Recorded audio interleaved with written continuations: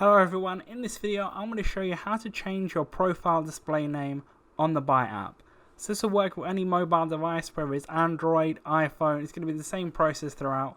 So first of all, we're going to click on the BYTE app. It's going to load up to the home page, but you're going to want to click on the bottom right hand corner where the little person icon is. Then you're going to want to click in the top right hand corner where it says edit profile. And then you're going to see there in the middle bottom of the page, it's going to say display name.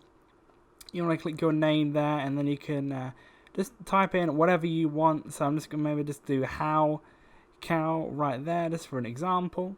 And then once that's done, you can click save in the top right hand corner, and then you'll see the display name will appear above the @ name or like the other name that's there. This will be the one that's like displayed at the top of your profile.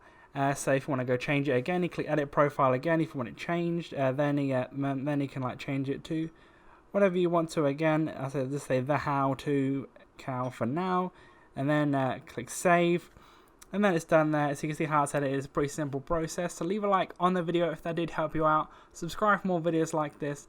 Click to one of the other links to videos or playlists on screen. But that's it for now. I'll see you in the next video.